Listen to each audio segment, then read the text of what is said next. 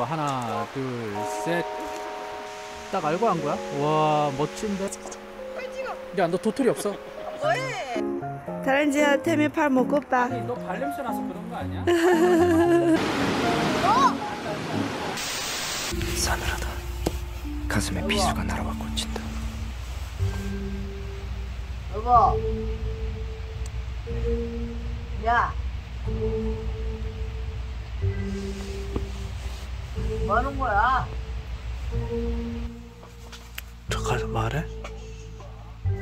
아니 새벽 2시인데 계속 저러고 있는데. 저기요 지금 애기가 계속되거든요? 네? 애기가 계속되거든요. 아 잘라 그러는 게 아니라 저것도 차츰 문 열었다 닫았다 계속 하시고. 그건 그쪽 사장이고요. 아니, 그 사장이 아니고. 이번에 간 곳은 오대산 소금강 야영장이다. 10월 14일부터 2박 3일 일정으로 올해 가을 첫 단풍 캠핑을 위해 나름 고민하고 야심차게 준비한 일정이었다. 소금강 야영장에 가는 길목에 월정사가 위치해 있어 저번에 소금강 야영장을 갔음에도 불구하고 들르지 못해 이번에서야 대장이 그토록 가고 싶어하던 전나무 숲을 둘러볼 수 있었다. 이 좋은 가을날 월정사 전나무 숲과 오대산 소금강의 단풍 구경으로 만족한 캠핑이 될 뻔했으나 마지막 날 새벽 3시까지 만취해 주변을 소란스럽게 했던 내 캠핑 인생 최고의 워스트 오브 워스트 진상이웃으로 인해 캠핑을 접을까 하는 고민까지 하는 와중에 만사제 쳐두고 이번 편을 급하게 제작하기로 했다. 빠른 제작을 위해 기존의 패러디 짤과 자막 효과 등은 과감히 생략하고 분노 게이지가 가득 찬 상태로 편집하여 최대한 빠른 업로드를 계획 중이다. 조금이나마 한밤중 진상으로 인해 얼마나 많은 사람들이 피해를 보는지 많은 사람들이 알아줬으면 하는 바람이다. 소금강 야영장 진성녀로 인한 후유증의 여파로 차주 미리 계획된 캠핑은 현재 취소한 상태이다. 풍경이 좋은 스팟에서 매번 썸네일 후보들을 열심히 찍었건만 이것도 하나 둘 셋 이것도 셋 우와 정말 멋지다. 그리고 이것도 위에 봐봐. 마지막 이것도 하나도 사용 못해 모두 쓰잘데기 없는 노력이 돼버리고 결국 분노 게이지 충만한 썸네일을 다시 선택하고야 말았다.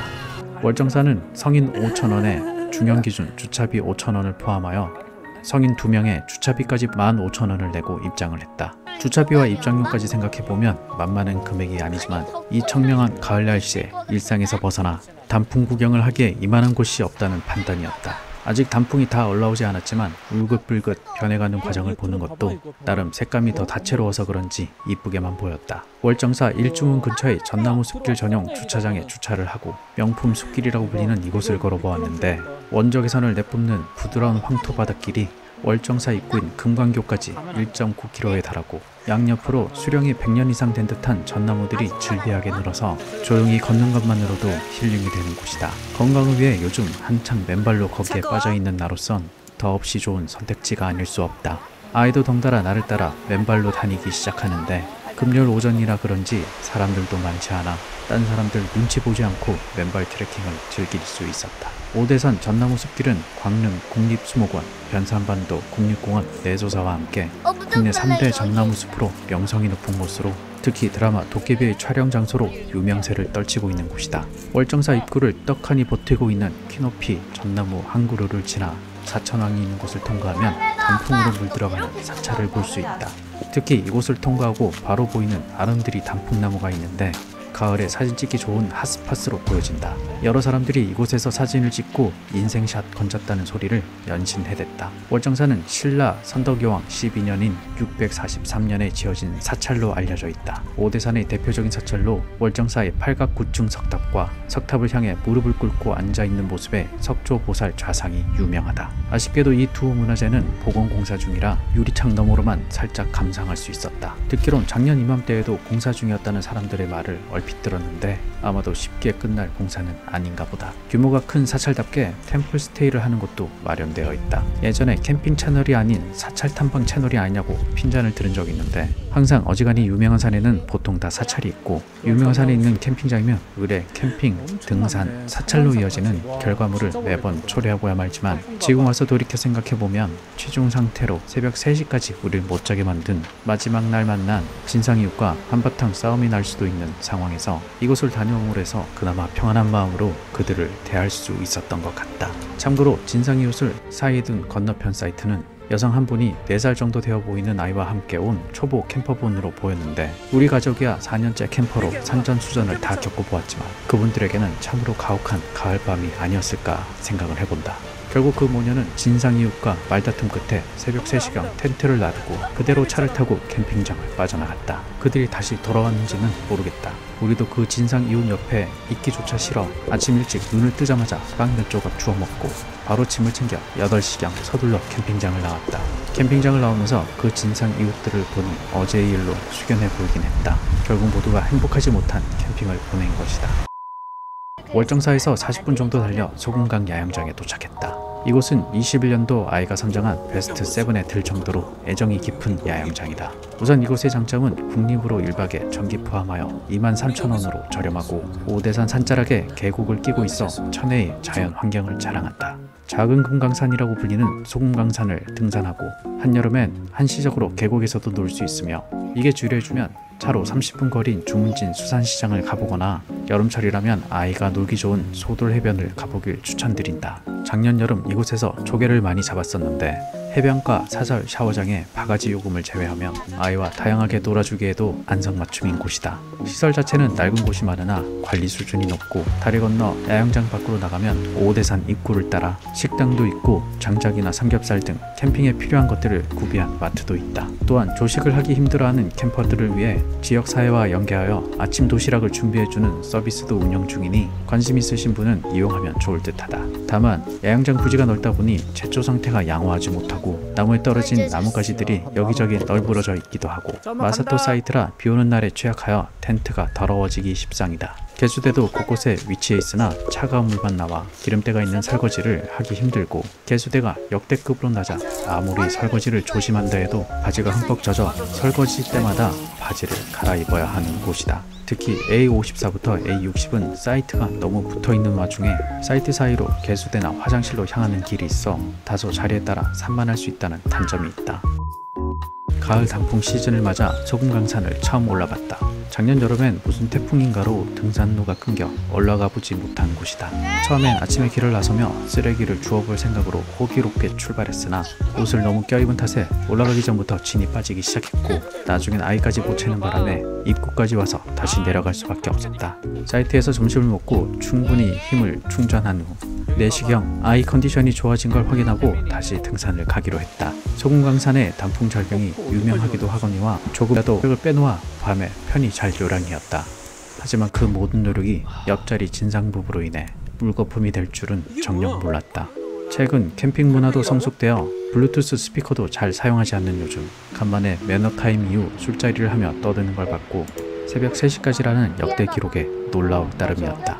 작은 금강산이라고 불릴 만큼 이쁜 소금강산이다. 야영장에서 하루 종일 살펴본 결과 어마무시한 무리의 산악회와 단체들이 산을 찾아 주차장 입구부터 단체 관광버스 등으로 꽉 채워져 있다. 처음엔 순탄한 길처럼 보였으나 올라가면 올라갈수록 길이 좁아져 사람들을 마주칠 때마다 서로 배려를 해줘야 하는 길이다. 다만 확실히 기존의 아기자기한 산길이라기보다는 협곡이라 불릴 만큼의 정감을 자아내 본격적으로 단풍이 절정인 시즌에 오면 정말 감탄을 자아낼 듯한 곳들이 여럿 보인다. 우린 무릉대폭을 지나 십자소 연화담에 이르러 돌아왔는데 아이 걸음으로 야영장에서 여기까지가 딱 1시간 걸렸다. 고룡폭포까지는 도저히 무리라고 판단되어 이곳 연화담에서 걸음을 멈추었으나 아이가 좀 더 큰 다음엔 다시금 등산 장비를 갖추고 고룡폭포까지 도전해봐야겠다는 생각이 들었다.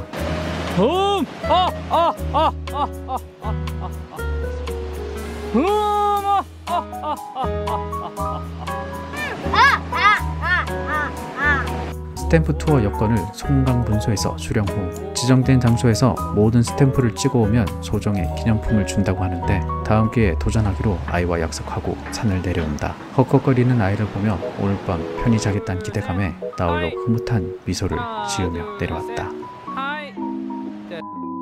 일전에 인터넷으로 찾아낸 편백나무 장작을 다시 주문했다. 일반 참나무보다 타는 시간이 1.5배 정도 늘었고 함수율도 워낙 낮은 탓에 불도 잘 붙을 뿐더러 일단 향기가 어마무시하게 좋아 앞으로는 이것만 사용할 예정이다.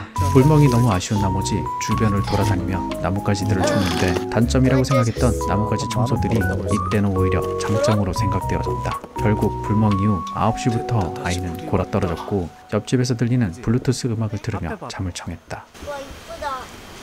그리고 여보, 싸늘하다. 가슴에 비수가 날아와 꽂힌다. 여보. 야. 뭐 하는 거야? 우린 새벽까지 잤다 깼다를 반복하다 결국 새벽 2시에 도저히 이건 아니란 생각이 들었다. 새벽 2시인데 계속 자라고 있는데. 새벽 2시야 지금. 계속 저럴 것 같은데. 1차적으론 화장실을 다녀오며 우리가 못 자고 있다는 걸 살짝 어필했다. 이후에도 떠드는 소리가 줄어들지 않을 땐 2차적으로 보통 정중히 조용히 해달라고 말을 하는데 대장이 술이 너무 많이 취한 상태니 절대 그러지 말라고 굳고 말린다. 결국 미안함을 무릅쓰고 관리실에 전화를 하는데 소금강 야영장의 경우 한 라인 전화는 별도로 운영되고 있다. 결국 죄송스럽게 새벽 2시 반에 자고 있던 관리자에게 요청하여 이분들의 제재를 요청했고 그제서야 이곳저곳에서 자지 못한 사람들의 불평이 쏟아진다. 시간이 되네.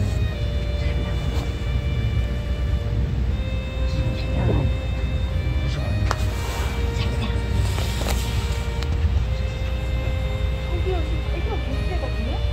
애기가 계속 된다고요. 아 잘라 그러는 게 아니라 저것도 차츰 문 열었다 닫았다 계속 하시고 그건 그쪽 사장이고요. 아니, 그 사장이 아니고. 저거 잘라줬잖아. 잘라준다.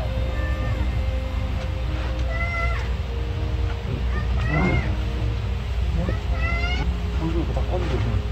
불도. 아, 나 미안합니다. 예. 아니, 창피하게.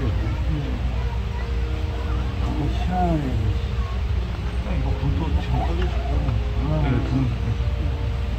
나 이렇게 시간까지 말할지 몰랐지. 그 이후로도 이 진상 이웃들은 아직 정신을 못 차리고 30분가량을 공시렁공시렁 대기 시작했고 결국 나도 이들을 향해 마지막 일가를 날렸다. 그제서야 자기 시작한 게 새벽 3시 반. 7시에 일어나자마자 주섬주섬 정리만 하고 텐트도 말리지 않고 트렁크에 말아넣은 채로 8시 이전에 도망치듯 야영장을 빠져나왔다. 누군 매번 그런다. 너무 반가운 사람을 만나서 술자리가 길어졌다고. 또는 조용히 마시려고 했는데 혹은 이렇게 시끄러울 줄 몰랐다. 난 지금껏 매너타임 이후에 조용한 술자리를 본 적이 없고 그들이 소곤소곤 된다고 생각하는 말들은 대개 직접 대고 말하는 것처럼 들린다. 과연 그 진상 부부들은 늦게까지 술을 마셔서 행복했을까?